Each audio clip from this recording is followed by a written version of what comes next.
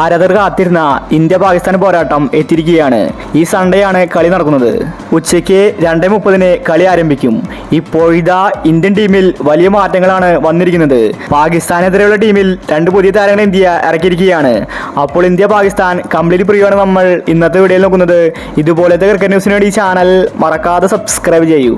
Champions ട്രോഫിയുടെ ആദ്യ match തന്നെ India ജയിച്ചിട്ടാണ് തുടങ്ങിയത്. ബംഗ്ലാദേശിനെ തോൽപ്പിച്ച ആത്മവിശ്വാസത്തിലാണ് ഇന്ത്യ പാകിസ്ഥാനുമായിട്ട് കളിക്കാൻ പോകുന്നത്. പക്ഷേ ബംഗ്ലാദേശിനെ പോലെ ഈസി ആയിരിക്കില്ല പാകിസ്ഥാൻ. മികച്ച കളിക്കാർ അവർക്കുണ്ട്. പാകിസ്ഥാനാണെങ്കിൽ ആദ്യ കളി തോറ്റിട്ടാണ് വരുന്നത്.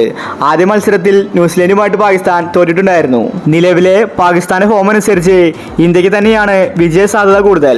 പക്ഷേ പാകിസ്ഥാൻ ഇന്ത്യക്കെതിരെ കളിക്കുമ്പോൾ മികച്ച രീതിയിൽ കളിക്കാറുണ്ട്. ഇപ്പോഴിതാ ഇന്ത്യൻ ടീമിൽ 2 മാറ്റങ്ങൾ വന്നിരിക്കുകയാണ്. കഴിഞ്ഞ മത്സരത്തിൽ കുൽദീപ് യാദവ് മികച്ച രീതിയിൽ പന്തെറിഞ്ഞിട്ടില്ല. അതുകൊണ്ട് കുൽദീപിനെ മാറ്റി വരുൺ ചക്രവർത്തിയാണ് ഇന്ത്യൻ ടീം പാകിസ്ഥാനെതിരെ കളിപ്പിക്കുന്നത്. കോച്ച് ഗംഭീർ പുതിയ പദ്ധതികളാണ് തയ്യാറാക്കിയിരിക്കുന്നത്.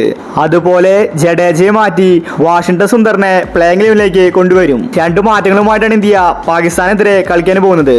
ഇന്ത്യക്ക് എന്ത് വില കൊടുത്തും ജയിക്കേണ്ടതുണ്ട്. ഇന്ത്യയും പാകിസ്ഥാനും തമ്മിൽ മത്സരങ്ങൾ വരാറില്ല. ICC ടൂർണമെന്റുകൾ മാത്രമാണ് ഇന്ത്യയും പാകിസ്ഥാനും നേർക്കുനേർ വരുന്നത്. അതുകൊണ്ട് ഈ മത്സരം ക്രിക്കറ്റ് ലോകത്ത് വലിയ തരംഗമാകാറുണ്ട്. അപ്പോൾ ഇന്ത്യയുടെ പ്ലേയിങ് ലെവൽ നോക്കാം.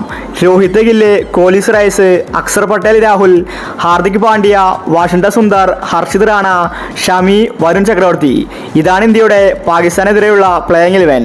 ബംഗ്ലാദേശുമായിട്ട് ഇന്ത്യ കഷ്ടപ്പെട്ടിട്ടാണ് ജയിച്ചത്. 40 ഓവറിലാണ് 228 റൺസ് ചേസ് ചെയ്തത്.